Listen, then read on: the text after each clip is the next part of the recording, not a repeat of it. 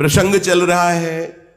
गरुड़ जी महाराज महामहिम श्री कागभूषुंड जी से कहते हैं, भगवान वैसे तो संशय नहीं रह गया, पर स्वामी मैं एक बात आपसे पूछता हूं कि आप इतने बड़े ज्ञानी हैं, इतने महाभागवत हैं कि जिनके दर्शन मात्र से मेरा भ्रम नष्ट हो गया। गरुड़ महाज्ञानी गुणराज, फिर आपने कौवे का शरीर कैसे प्राप्त किया? क्योंकि इतने बड़े ज्ञानी महात्मा, इतने बड़े महाभागवत, बार बार गरुड़ जी प्रणाम कर रहे हैं कागभूषुंड जी को, आपको कौवे का शरीर कैसे प्राप्त हुआ? आप काक रूप में क्यों हैं?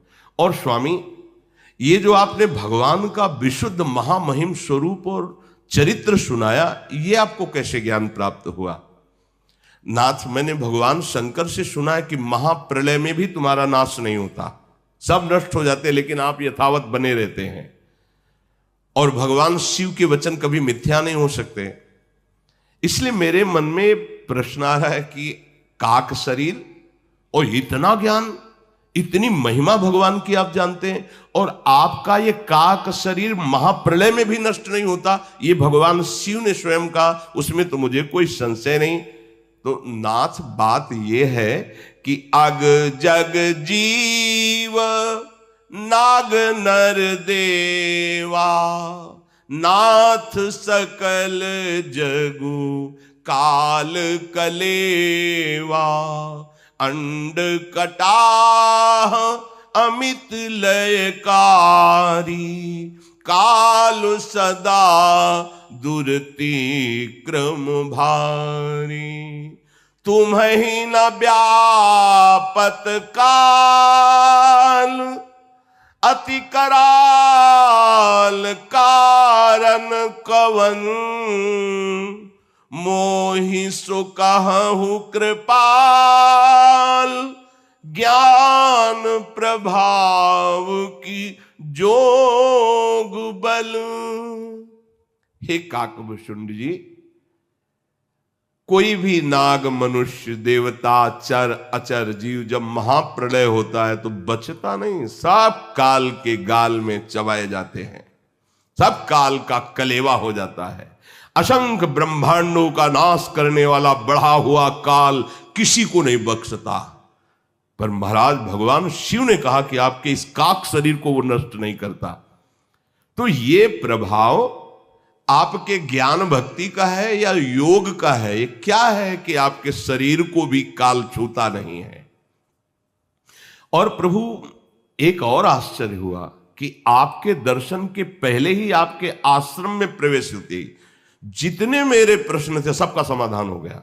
हृदय में अपार शीतलता हुई। ऐसा क्यों प्रभाव है आपके आश्रम का? प्रभु तो आश्रम आए, मोर मोह भ्रम भाग, कारण कवन सुनाथ सब, कहु सहित अनुराग। हे नाथ, इसका क्या कारण हो सकता है? गरुड़ जी की बात सुनकर श्री कागभूषुंड जी बोले, धन्य है, धन्य है, धन्य है, आप महाभागवत हो, इसीलिए ऐसा प्रश्न कर रहे हो। आपके प्रश्न को सुनकर मुझे बहुत जन्मों की याद आ गई है। मैं वो बात कहता हूं, आप आदर सहित सुनिए। देखो गरुड़ जी, इस मन और इंद्रियों को रोकना बहुत कठिन है। अनेक जप, तपस्या, यज्ञ, शम, दम, व्रत, वैराग्य, विवेक, योग, विज्ञान, ये सब दिव्य भागवतिक कार्य हैं। इन सब का फल है भगवान के चरणों में प्रेम हो जाना। समस्त संयम, नियम, ज्ञान, वैराग्य, भक्ति, इन सब का फल है प्रेम हो। प्रभु अपने लगे, राधा रोमांच हो गया। मेरी श्री जी, मेरी लाडली जी, हृदय भरा हुआ है प्रेम से। ये होना बहुत बड़ी बात है। देखो, कल्याण के लिए कई साधन हैं, पर जो अनुराग है, प्रेम, ये प्रभु को अधीन कर लेता है। मुझे काक शरीर बहुत प्यारा अब लगने लगा है, क्योंकि इसी से मुझे प्रभु की भक्ति प्राप्त हुई है। जैसे इस शरीर की निंदा की जाती है, विषय सेवन के लिए, भगवत विमुख जो अधर्माचरण करते हो, नहीं, ये शरीर भी ब्रह्म रूप हो जाता है, ये शरीर भी भगवत स्वरूप हो जाता है। शरीर और शरीरी आत्मा, ये भेद तब तक रहता है जब तक भोक्ता और कर्ता भाव रहता है, नहीं तो सर्वम खलमिदम ब्रह्म, ये भी ब्रह्म स्वरूप, ब्रह्मविद ब्रह्मयु भवति, ब्रह्म स्वरूप ही हो जाता है। ब्रह्म स्वरूप हो क्या जाता है? वो तो है ही, केवल भोगों की मान्यता से भेद बुद्धि पैदा हो गई है। जब भोग वासना कर्ता भोग तत्व भाव नष्ट हो जाता है, जहां अभेद हुआ, तो ये भी ब्रह्म स्वरूप ही है, ऐसा अनुभव होता है। इस शरीर का मैं बहुत प्यार करता हूं, क्योंकि इससे मुझे भगवान की भक्ति मिली है, भगवान का प्रेम मिला है। गरुड़ जी, वेदों में ऐसी नीति है कि सज्जन पुरुष कहते हैं कि यदि भगवान का प्रेम प्राप्त हो तो अत्यंत नीच भी, तो वो परम पूजनीय हो जाता है, परम वंदनीय हो जाता है, परम प्यारा हो जाता है। तो यद्यपि शरीर अत्यंत नीच है, काक शरीर, पर इससे मुझे सच्चिदानंद प्रभु का प्रेम प्राप्त हुआ, इसलिए मैं कभी इसको त्यागता नहीं हूं। रेशम कीड़े से होता है, कीड़े से ही पैदा होता है रेशम, और उसके वस्त्र बनते हैं। अपवित्र कीड़ा होता है, पर रेशम को परम पवित्र माना जाता है, रेशम पवित्र माना जाता है। उस अपवित्र कीड़े का आदर होता है, क्योंकि उससे रेशम प्रकट होता है। ऐसे ही ये अपवित्र कीड़ा की तरह शरीर है, पर इससे भजन होता है, भगवत भक्ति होती है, साधु सेवा होती है, भगवत स्वरूप संसार की सेवा होती है, इसलिए बहुत अच्छा है। और अगर ये केवल अधर्माचरण में, तो धिक्कार योग्य है। फिर क्या है? ये थैला है, मलमूत्र भरा हुआ है, फट जाएगा किसी दिन। जैसे पानी का बुलबुला अच्छा दिखाई दे रहा है, किस सेकेंड फूट जाए कोई पता नहीं। जीव का स्वार्थ क्या है? यही कि मन वचन कर्म से भगवान के चरणों में प्रेम हो जाए। स्वार्थ साच जीव कहूं एहा, मन क्रम बचन राम पद नेहा। सोई पावन सोई सुभग शरीरा, जो तनु पाई भजिय रघुबीरा। जीव का सच्चा स्वार्थ यह है कि वो नाम जप कर ले, मन से वचन से कर्म से भगवान को रिझा ले। वही शरीर परम पवित्र हो जाता है, वही दर्शनीय हो जाता है। जिस शरीर को पाकर के भगवान की भक्ति अपने हृदय में प्रकट कर ले, भजन किया जाए, वो जगत बंदनीय शरीर हो जाता। शरीर जो भगवान से विमुख हो, चाहे ब्रह्मा के समान शरीर हो, जो ज्ञानी जन है, भक्त जन है, उस शरीर की प्रशंसा आदर नहीं करते। इस शरीर से मुझे भगवान की प्रेम भक्ति प्राप्त हुई, इसलिए हे गरुड़ जी महाराज, ये काक शरीर मुझे बहुत प्रिय है। और मुझे वरदान मिला हुआ है कि मैं इच्छा करूंगा तभी शरीर छूटेगा, अन्यथा नहीं। इसलिए मैं कभी इच्छा नहीं करता इस शरीर त्याग की, क्योंकि मुझे इससे पावन भक्ति प्राप्त हुई है। पहले मुझे भगवान से विमुख होने के कारण बड़ी दुर्दशा भोगनी पड़ी है। काकभूषण जी कहते हैं, बहुत जन्मों में मैं भटका हूं, बहुत जन्मों की याद स्मृति है काकभूषण जी को।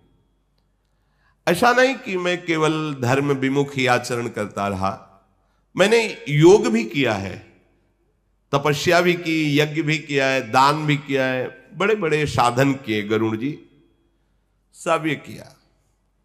कोई ऐसी योनि नहीं, 84 लाख योनियों में मुझे स्मृति है, मैं सब योनियों में गया हूं। कोई ऐसा कर्म नहीं जो मैंने कर्म ना किया हो। आहा, कह रहे नाना जन्म कर्म पुनि नाना, किए जोग जप तप मख दाना।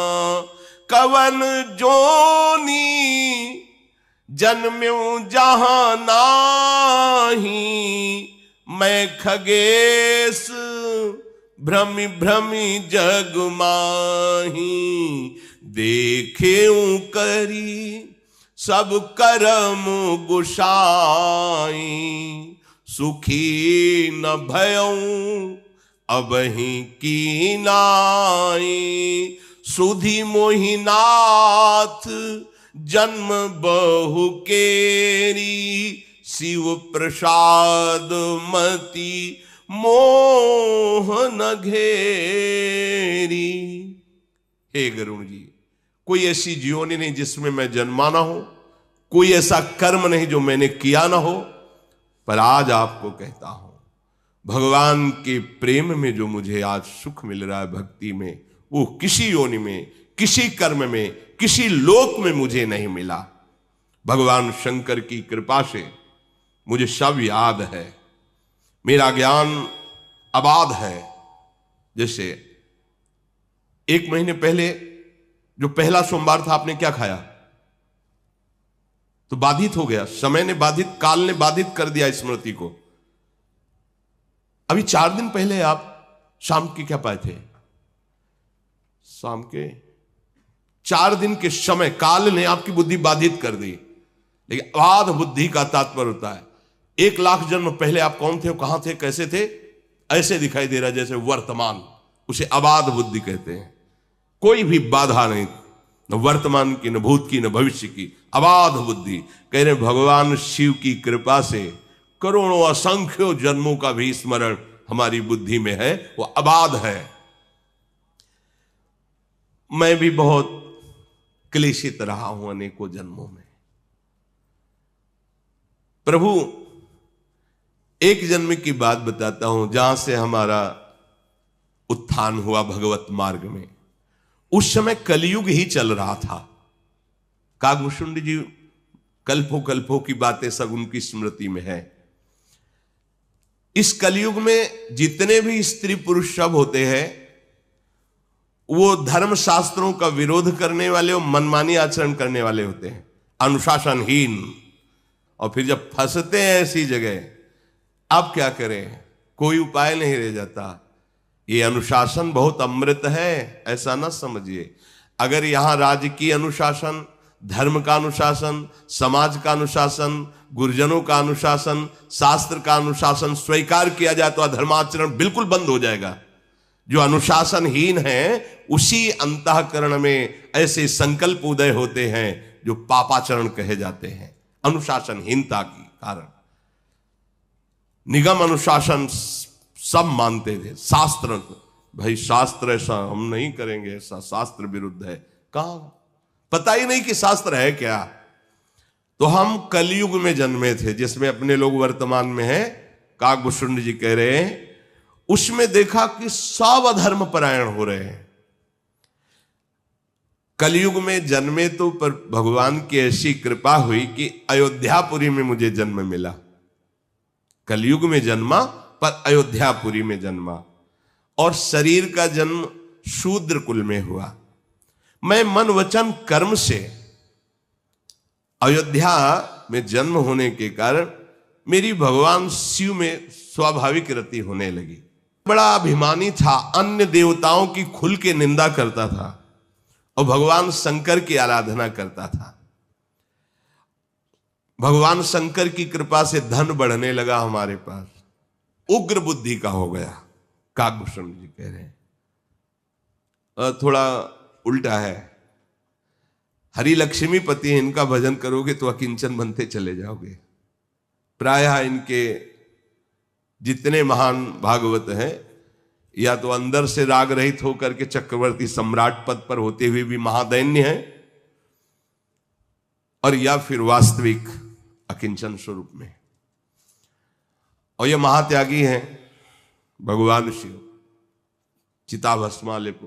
पर इनकी जितनी आराधना करने वाले आपको मिलेंगे, अब महामहिम, देखो सोने की लंका, औढ़रदानी है, बड़ा विपरीतता दिखाई। वो लक्ष्मीपति है, भिक्षा मांग के खाओ निरंतर, और वो चिता भस्मालेप, महान बैरागी, महान। एक कमरा नहीं पूरे कैलाश में, एक भी बट वृक्ष के नीचे महाराज रहते, पर 60,000 योजन का है वो बट वृक्ष, 60,000 योजन का है बट वृक्ष, जिसके नीचे महादेव जी बैठते हैं। और 6 ऋतुएं अलग अलग डालों में हैं। इस एरिया में तो शरद ऋतु, इस एरिया में बसंत, हर ऋतु उसी वृक्ष के नीचे। तो बोले वो भगवान शंकर की आराधना में लगा तो धन की वृद्धि हुई, तो बहुत उग्र बुद्धि वाला हो गया और बकवास करने में बड़ा प्रवीण, हृदय में भारी अभिमान पैदा हो गया।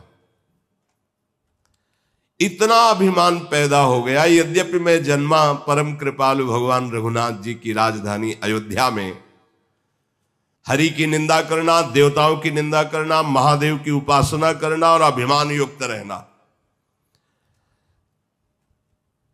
अवध में रहते हुए भी अवध के प्रभाव से विपरीत, क्योंकि यही दरबार दीन को आदर। शास्त्र पुराणों में गाया गया है कि जो अयोध्या में जन्म हो, अयोध्या में बसे, तो उसे भगवान श्री हरि की भक्ति मिलती है। अवध का प्रभाव जीव तभी जानता है जब अभिमान छोड़कर भगवान के चरणों का आश्रय ले। इसीलिए धाम का वृंदावन ही विधि बसै तज के सब अभिमान, तृणते नीचो आपको जाने सोई जान। गरुण जी बड़ा हृदय हमारा जलता रहता। ये जो अभिमान में है ना, इनको और दूसरी आग नहीं जलाती, वही आग जला देती है। जैसे तुम्हें दिखाई देंगे फूले फाले ऐसे कुंभ, आपको रौब, अंदर उनके देखो, अगर अंदर कैमरा हो कोई ऐसा डाल के देखो, फिर पता चले कि कितना जल रहा है व्यक्ति, कितना भयभीत है अंदर से। बाहर से आपको दिखाई देगा निर्भय, और जो भगवान के दासत्व से महामंगल मोद को बाहर से दिखाई देंगे, सबके हाथ जोड़ते घूमता है, लेकिन वो निर्भय है, काल से भी नहीं डरता। जे काल बस ना परे, ये बहुत जल रहा। कागभूषण जी बता रहे, धन था, उग्र स्वभाव हो गया, हरि की भी निंदा, देवताओं की भी निंदा, मन माना उपासना थोड़ी कहीं फलीभूत होती है। अब हृदय हमारा बहुत जलता, और जिससे मिलता तो सब कलिकाल के जीव मिलते। मतलब गलत सलाह देने वाले, आप देखो ना, गलत सलाह देने वाले आपको बहुत मिल जाएंगे। कोई ऐसा कहना, धन्यवाद भाई, आप तिलक लगाते हो, कंठी बांधते हो, आप वृंदावन जाते हो, सत्संग सुनते हो, नाम जप करते हो, कोई नशा नहीं करते, भाई हमारा तो मन कहता है आपके पैर छू लें। ऐसा कौन मिलेगा? आपका अपमान करके आपको उत्साहहीन करने वाले लाखों मिल जाएंगे, लेकिन अध्यात्म में उत्साह बढ़ाने वाला कोई बिरला ही मिल सकता है। कलयुग का प्रभाव सबके हृदय को मलिन करके धर्म का ह्रास करा देता है। सद्ग्रंथ लुप्त हो जाते हैं, दंभियों और पाखंडियों का बोलबाला हो जाता है, कल्पनात्मक मार्ग निकल पड़ते हैं। कल्पनात्मक जो सिद्धांत नहीं शास्त्र का, उसके विपरीत है। भाई हमारा तो धर्म यही है, हम तो ऐसे चलेंगे, हमारा मार्ग यही है। बड़े बड़े ऐसे पंथ प्रकट हो जाते हैं जिनका स्वरूप ही दंभ होता है। कलयुग का प्रभाव, सभी लोग मोह के वशीभूत होते हैं। शुभ कर्म तो पाखंड ने हरण कर लिए। दिखाया जा रहा है कि हम ये कर रहे हैं, नाम है शुभ कर्म का, और वो जो शुभ कर्म का नाम लिखा हो उसमें एक भी आचरण शास्त्र प्रमाणित नहीं है। वहां जो शुभ कर्म का अनुष्ठान, केवल कलयुग का जब प्रभाव बढ़ेगा तो ऐसा दंभ प्रकट होता है। कई बार सुनाया है, भगवान ब्रह्मा जी ने सतयुग, त्रेता, द्वापर, कलयुग चारों को बुलाया, कहा बेटा, उन्हीं के पुत्र हैं युग, कहा बेटा देखो हमारा नरक भी बनाया हुआ है बहुत बड़ा, तो देखना अपने विभाग में जहां कहीं ऐसा कोई, तो उसको नरक के। सतयुग ने कहा पिताजी हमारे राज्य में कोई नरक नहीं जाएगा, क्योंकि सब ध्यान परायण, सब हंस वृत्ति वाले, भूल चूक से कोई नहीं, तो हमारे राज्य में तो कोई जाएगा नहीं। त्रेता ने कहा हम बड़े भाई का अनुकरण करेंगे, वादा नहीं करते कि कोई नरक जाएगा। द्वापर ने कहा प्रभु आपकी आज्ञा का पालन करने की चेष्टा करेंगे भरपूर, आप चिंता ना करें। कलयुग से कहा तो बोले, जैसे बड़े भैया बोले कि हमारे राज्य में कोई नरक नहीं जाएगा, तो प्रभु भूल चूक से कोई स्वर्ग या परम पद प्राप्त कर ले, नहीं पूरा हाउसफुल रखेंगे पूरा। जैसे बड़े भैया बोले लो सतयुग जी कि हमारे राज्य में कोई नरक नहीं जाएगा, भूल चूक से कोई ऐसे ही भूल चूक से कोई निकल जाए परम पद या स्वर्ग तो बात अलग है, नहीं पूरा का पूरा हम बड़े भैया के विपरीत पहुंचाएंगे। और युग में चाहे ना हो, लेकिन नरक जो फुल होगा वो कलयुग कह रहा है हम कर देंगे। हाँ कर देंगे, है आचरण देख लो कैसे आचरण है। लोग धर्म क्षेत्रों में भी जाते हैं तो ऐसे ही जाते हैं जैसे पिकनिक मनाने जाते हो। भगवत धामों में आते हैं तो कैसे आते हैं, न दैन्यता है, न पवित्रता है, न भाव शुद्धता है। आप आकर के यहाँ एक दिन रुको, लेकिन धाम की पद्धति से रुको, 2 दिन 3 दिन रुको। हम कह रहे जीवन यापन करो मंगल में, इतना कमाओ यहाँ पुण्य, इतना कमाओ मंगल कि तुम्हारे दुखों का नाश हो जाए। ये दुखों का नाश करने की भूमि है। कलयुग में कोई वर्ण आश्रम धर्म का पालन नहीं करेगा जब बढ़ेगा। जो वर्ण है और जो आश्रम है, ब्रह्मचर्य, गृहस्थ, वानप्रस्थ, संन्यास जैसे आश्रम, ऐसे जो वर्ण है व्यवस्था है उसका पालन नहीं करेगा। सब पुरुष, सब स्त्री, बालक, बूढ़े, जवान शास्त्र विरुद्ध आचरण को ही सुखद मानेंगे। शास्त्र विरुद्ध आचरण, शास्त्र का स्पष्ट आदेश है, भगवत अनुशासन। सूर्य उदय के पहले उठ जाओ, और चाहे जिस कुल के जन्मे, चाहे जो हो, बच्चा बूढ़ा सब, भगवान त्रिभुवन को प्रकाशित करने वाले भास्कर पधार रहे हैं, उनकी अगवानी करो। जैसे वेद मंत्रों के द्वारा उच्चारण करते हो, अर्घदान करना, तो कुछ नहीं आता तो हाथ जोड़ के प्रणाम कर लो, कम से कम सैया से तो खड़े हो जाओ। नहीं वो हम 9 बजे के बाद मिले तो मिल सकते हैं, 9 बजे तक तुम केवल सोते हैं, 9 बजे तक। अब कोई तो हमें बताया कि 11-11 बजे तक दिन तक सोते हैं, तो बाल भोग कब होता होगा और राजभोग कब होता होगा इनका, और शयन भोग कब होता? बोले 12-1 रात के बीच में शयन भोग होता है। निशाचर, ये आहार निशाचरी आहार है, कोई भी करता हो। 11 और 3 के बीच में जो आहार है वो निशाचरी आहार है। तुम्हारी बुद्धि भ्रष्ट हो जाएगी, राक्षसी भाव प्रकट हो जाएगा। अब कौन मानेगा? भगवत भाव भगवान के प्रियजन है, माता पिता साक्षात मेरे भगवान है, कहां भावना बनती। कई ऐसे बूढ़े माता पिताओं का जब दर्द सुनो तो लगता है कि आज का समाज कहां चला जा रहा है। आप माना बहुत धनी हो, अपने बूढ़े माता पिता को वृद्धाश्रम भेज दिया, अनाथालय में भेज दिया, शर्म नहीं लगती? तुम्हें पालन पोषण किया, तुमको कहां भेज रहे हो? अनाथालय। तुम उनको वृद्धाश्रम, भले VIP व्यवस्था कर दिए, पैसा है, कैसे उनको इस व्यवस्था की जरूरत नहीं, तुम्हारे प्यार की जरूरत है। तुम उनके प्यारे पुत्र हो, वो तुम जब उनकी भले कम सेवा करो, लेकिन मुस्कुरा के 5 मिनट बैठोगे ना चरणों के पास, तो उनको इतने से कट जाएगा। और चाहे जितनी व्यवस्था कर दो दूर, तो उनका हृदय जलेगा, और वही व्यवस्था तुम्हारे लिए तैयार हो जाएगी। वही व्यवस्था तैयार होगी, ध्यान रखना, जो तुम अपने माता पिता के साथ करते हो। कलयुग में कोई शास्त्र आज्ञा को नहीं मानता। महाराज वर्णन है इसलिए कि प्रायः धर्म और वेदों को बेचा जाएगा कलयुग जब आगे बढ़ेगा। ऐसे राजा बैठेंगे जो प्रजा के कर पे कर लगा के नष्ट कर देंगे। सच्ची मानिए, किसानों के दर्द को जो खेती नहीं करते वो नहीं जान पाएंगे। जो किसान जन मेहनत, और पूरा भारत उसी का अन्न खाएगा। आपकी तो महीना की सैलरी है, मिल रही है, लेकिन उससे पूछो, वो कर्जा लेकर खेती में अनाज बोया, फसल तैयार हुई और इतनी वर्षा हो गई कि सब सड़ गई। अब वो कर्जा देने लायक नहीं रहा, बेटी ब्याह के लायक है, बच्चे पढ़ाने के लिए, इसके बाद सरकारी उसके ऊपर और भी कर आदि की व्यवस्था है, वो कोई सुनने वाला नहीं, नष्ट हो जाते हैं। तभी वो ज्ञान है नहीं, आध्यात्मिक बल है नहीं, तो बेचारों को एक ही मार्ग दिखाई देता, क्या करें? अपना शरीर नष्ट कर दें या अपने परिवार का नष्ट करें। एक गांव में रहने से पता चलता है। आप समझते हो गांव के लोग कैसे जीते हैं? हमने देखा है, ओढ़ने के लिए रजाई नहीं थी, सर्दी में ओढ़ने के लिए रजाई, भरपेट भोजन के लिए दिन भर बैल की तरह मेहनत करते हैं, वही अन्न जाकर के देश विदेश सब पोषण हो रहा है। ये हमारे आगे चलकर ऐसा शासन बढ़ेगा, बोले प्रजा भूखों मर जाएगी, इतना उसके ऊपर। को नहीं मान निगम अनुशासन, द्विज श्रुति बेचक भूप प्रजाशन। गरुड़ जी महाराज आगे चलकर ऐसा समय आता है कलयुग में कि जिसको जो अच्छा लगता है वही मार्ग चयन कर लेता है। जैसे हमारे साधु वेश की एक मर्यादा है, गुरु परंपरा से वेश मिलता है, मनमानी नहीं है, गुरु परंपरागत है।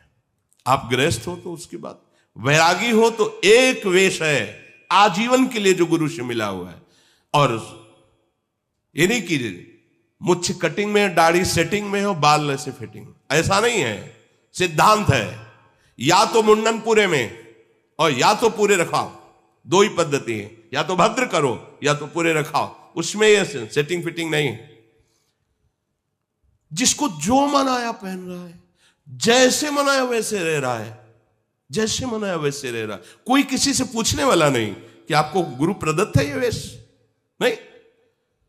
सफेद पहन लिए, पीले पहन लिए, बाबूजी हमें जरा दीजिए ऐसा रुपया, वो कह रहा है आपका आदमी पैसा मांग रहा है। ऐसा कैसे हो सकता है? जैसे हमको किसी ने बताया कि आपका पीला पहने कोई, वो उधर पैसा, हमका हमारा एक भी साधक ऐसा नहीं। अनुशासनहीनता ही मृत्यु है, भगवत कृपा से ऐसा नहीं है एक भी।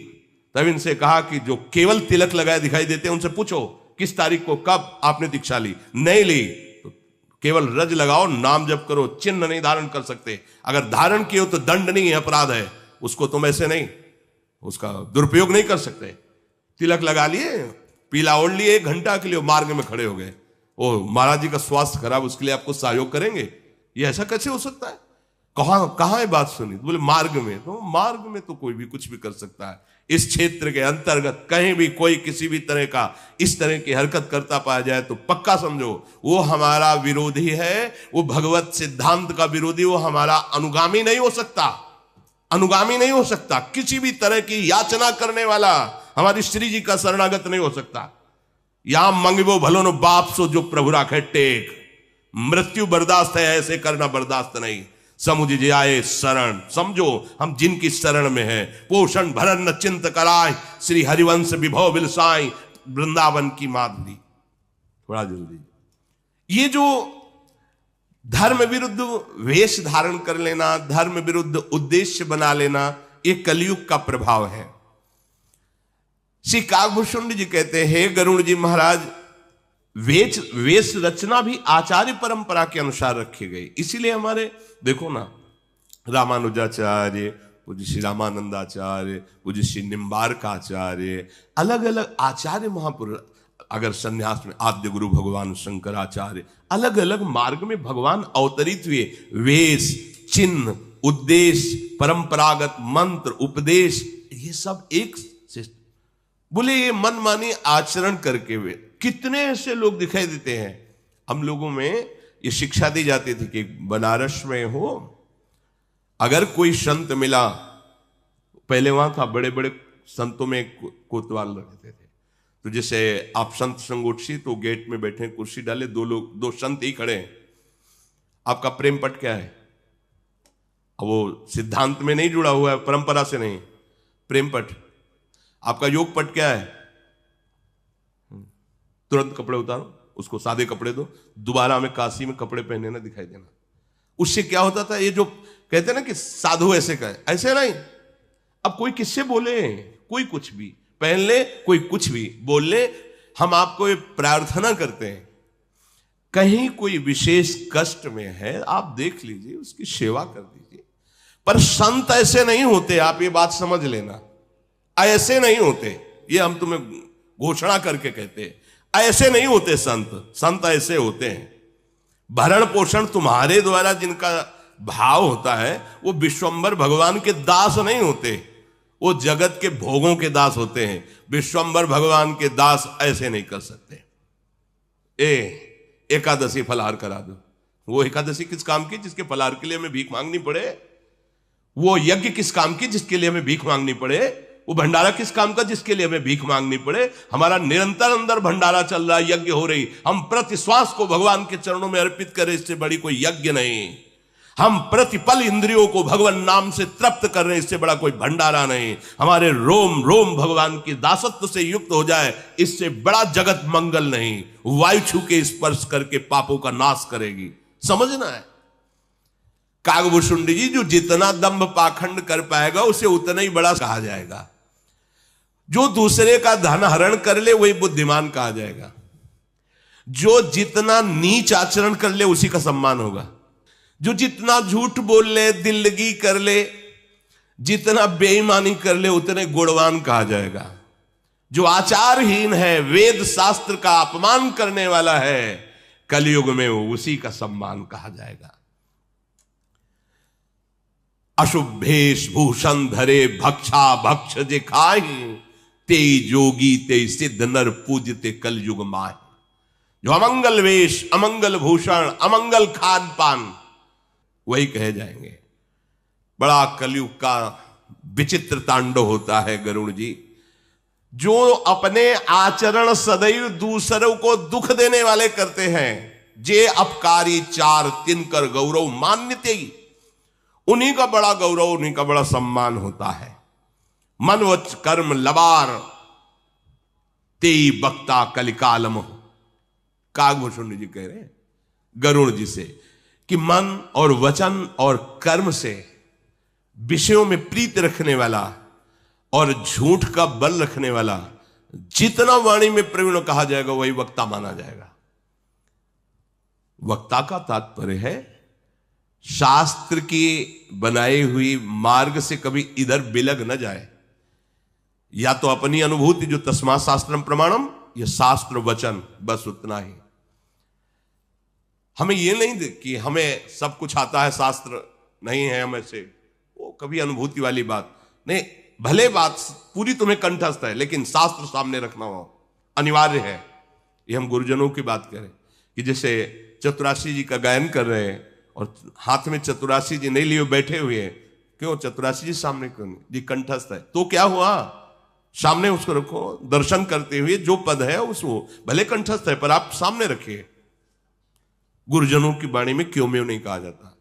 ऐसे ही भागवत सामने, वेद जो भी हम ग्रंथ का गायन कर रहे हैं, यश गान, वो सामने रखा है। जो भी बोलो उसी के अंतर्गत बोलो। जिस विषय को लिया है, ये नहीं उत्तर दक्षिण कहां भाग रहे हो कुछ पता नहीं चल रहा है। जो विषय लिया है उसी विषय में ही, उसी विषय को पुष्ट करने के लिए, और शास्त्र सम्मत, साधु सम्मत और हृदय सम्मत तीनों मिलने चाहिए। शास्त्र, साधु और हृदय, तब वो बात परिपक्व मानी जाती है। जो शास्त्र में लिखा है, जो संतों ने अनुभव किया है, वही हृदय में है, वो वाणी अंदर से प्रकट हो रही है। जो मन वचन कर्म से भोगों की चाह रखकर और झूठ पर झूठ, क्या होता है कि सामने वाले को तो पता है नहीं इसका अर्थ क्या है, सामने वाले को पता नहीं। अब वो अर्थ हम अपने मन के अनुकूल कर रहे हैं। शास्त्र का अर्थ मन के अनुकूल नहीं होता। हम वो बात घुमा के ऐसे ला रहे हैं जिससे वासनाओं की पूर्ति हो, ऐसा नहीं। ये कपट है और ये कपट तुम्हारा पतन कर देगा। चौथी भगत मम गुणगन करे कपट तजिगान, भगवान के ये कपट है। सीधा और उसका भाव बोलिए, जो शब्द लिखा है उसको घुमा के और अपनी वासना परक उसका अर्थ नहीं करना चाहिए। सीधे बोलिए शास्त्र क्या बोल रहा है। थोड़ा चोट लगेगी, अगर इसमें लिखा है तो हमारे भी हृदय में चोट लगेगी, गलत है। आपके हृदय में चोट लगेगी तो हमें सुधरना होगा ना। तो सुधरने के लिए तो सत्संग हो रहा है, हम भी सुधरे, आप भी सुधरो। तस्मात् शास्त्रम प्रमाणम ते, जहां हमें कमी लग रही हो हम सुधार करें, जो आप सुन रहे हो आपको कमी लग रही, नहीं ये बोलेंगे तो लोग नाराज हो जाएंगे, फिर बात नहीं बनेगी। तो शास्त्र किस बात का, फिर तो मनोरंजन हो रहा है। शास्त्र मनोभंजन करता है, तुम्हारे मन की अशुभ वृत्तियों का नाश करके भगवदाकार वृत्ति प्रदान करता है। तो गरुड़ जी महाराज को कागभूषुंडी जी उस कलयुग के समय की बात बता रहे जिस समय जन्मे हुए थे। हाँ, तो ये प्रार्थना कर रहे हैं कि जैसे शनिवार रविवार को बहुत भीड़ होती है ये दर्शन देने वालों लोगों की, वहां से लेकर यहाँ तक। तो बीच में जो नित्य छोटे छोटे बच्चों को लेकर परिवार के जन खड़े होते हैं, उनसे प्रार्थना है कि वो शनिवार रविवार को बिल्कुल ना खड़े हों। आज मुझे भी बहुत ऐसा लगा कि छोटे छोटे बच्चे जिनसे हम राधे राधे करते हैं रास्ते में, वो इतनी भीड़ थी कि हम बार बार लौट के देख रहे थे कि वो सुरक्षित अपने माता पिता के हाथ में है कि नहीं। नहीं तो भीड़, नौजवान लोग बाहर से आते हैं, राधे राधे ही सही, पर ऐसा जोशीला स्वरूप प्रकट करते हैं कि कहीं वो बच्चा गिर गया और तो फिर बड़ा असहनीय हो जाएगा। इसलिए हम अपने जनों से प्रार्थना करते हैं कि शनिवार रविवार को प्रायः लगभग ऐसी भीड़ दिखाई देती है, तो जहां वहां ना खड़े हों, अन्य दिनों में दर्शन। क्योंकि छोटे बच्चे हैं, आप अपने शरीर को संभालेंगे कि उस बच्चे को संभाल। अब छोटा बच्चा गोद में ले, किसी का धक्का लगा, सामने गिरा, वो अहित हो जाएगा। इसलिए जो शरीर के वयोवृद्ध जन हैं और जो बच्चे हैं वो ना जाएं भीड़ में, अपने घर के हैं कभी भी दर्शन कर लिए आपस में, और नहीं तो यंत्र है उससे दर्शन कर लिए। कोई अमंगल हो जाए, वैसे महारानी जो सर्वसमर्थ हैं, पर अपने लोग काहे को छोटी सी बात के लिए महारानी जी को अर्जी लगावे कि आप अपना वहां सामर्थ्य दिखाइए, किसी को अहित ना हो। अब हमारे ही चित्त में छो हो रहा था, वो बच्चा जैसे दंडवत, ऐसे 50 लोग दौड़ रहे हैं। अब नौजवान है, वो तो रात भर चल के आए, तो उनको लगता है जय बार दर्शन कर लें, एक बार दो बार तीन, तो धक्का वो अच्छा नहीं, पर नहीं मानेंगे, वो नहीं मानेंगे। अपने लोग सत्संगी हैं, वयोवृद्ध शरीर और छोटे बच्चे, ये प्रायः भीड़ में ना खड़े हों। जिन दिन ज्यादा भीड़ है, कोई उत्सव है, वहां मत खड़े होइएगा, क्योंकि ये शरीर भगवत प्राप्ति के लिए है। कोई अंग भंग हो जाए, कोई हानि हो जाए, फिर हमें अच्छा नहीं लगेगा, फिर आना जाना हमारा मतलब बाधित हो जाएगा। किसी को कष्ट हो, हम ऐसी जगह क्यों जाएंगे? इसलिए आप सावधान। और ये प्रार्थना करें कि हम लोग जितने सेवादार हैं सब आपके ही दास हैं, आपकी सेवा के लिए हैं। अगर आप हमारी बातें नहीं मानोगे, वहां जैसे रोक रहे हैं, जबरदस्ती करोगे, तो हम आपको कैसे फिर सुविधा दे पाएंगे? अब जान रहे आप कितनी छोटी जगह है। अच्छा, यहां किसी से कुछ मांगने जांचने वाला विषय है नहीं, हमारी श्री जी के द्वारा हो। अब हमसे ये कहो कि व्यवस्था करो, देखो भाई, हम ये परपंच हमसे नहीं होने वाला। श्री जी ने कर दिया, जितनी व्यवस्था है उतनी में बैठ लो। अब इतने में कितने लोग, 4-5 हजार लोग आते हैं, 4-5 हजार में 50 लोग अंदर किए गए, तो जो बाहरी बचे वो तो गाली ही देंगे ना, मन में सोचेंगे कि बाबा जी इनको क्यों बैठा लिया, हमें पास जगह नहीं है। आप खुद देख लो, व्यवस्था नहीं है। एकांतिक जहां केवल 15 आदमी बैठ सकते हैं, वो भी जबरदस्ती। कितने बैच आप एकांतिक में रखोगे? अब किडनी पेशेंट ये शरीर है, इसको हम ज्यादा देर ऐसे बैठा ले रहते हैं, पूरे दिन भर पड़े रहते हैं, बुखार आता है, क्योंकि उस पर वजन पड़ेगा ना ज्यादा। पर हमें लगता है जितना सुख मिल जाए, जय दिन शरीर चल रहा है, सबका मंगल हो जाए। तो ये कोई ना समझे कि किसी को बड़ा समझ करके एकांतिक में बैठाला जा रहा है। जगह नहीं है, बहुत कम जगह है। अगर हम ऐसे इतनी जगह में एकांतिक करें तो हमारी श्री जी की सेवा और पाठ रुक जाएगा। अब इसमें एकांतिक करें, 400 लोग बैठ जाओ इकट्ठे, तो एकांतिक में हो गया, 2 बार में सब निपट जाएंगे। अब 1000-2000 लोग एकांतिक के लिए तैयार है, 15 आदमी बैठेंगे। तो अगर हम 60 आदमियों को तैयार, तो 15 चौको 60, 4 बैच में वो अंदर बैठेंगे। अब 60 लोगों को केवल बैठा ला, इतने में हम पसीना पसीना, और इनसे इशारे में अभी कितने हैं? बोले अभी 250 लोग दर्शन के लिए। उनसे प्रार्थना कर दो कि प्रणाम न करें, केवल हाथ जोड़ करके निकल जाए, क्योंकि शरीर में दर्द हो रहा है। ए भाई प्रणाम, अरे हमें प्रणाम भी नहीं कर। अच्छा, वो उनका भी कहना ठीक है कि 1 घंटे से हम लाइन में खड़े हो, तुम सामने आके केवल झुकने भी नहीं दे रहे हो और कह रहे हो निकल जाओ। तो इस शरीर की अव्यवस्था है, और इस सुविधा हमारे पास ऐसी नहीं है कि हम सबको इकट्ठे बैठाल के प्यार दे सके, सबसे एकांतिक वार्ता कर सके। तो आप हमारा सहयोग कीजिए। जिनको ये कहते हैं कि हाँ ठीक है, आप अगली बार देख लीजिए, या हम कैसे करें, आप सब बताओ, कोई उपाय दूसरा है?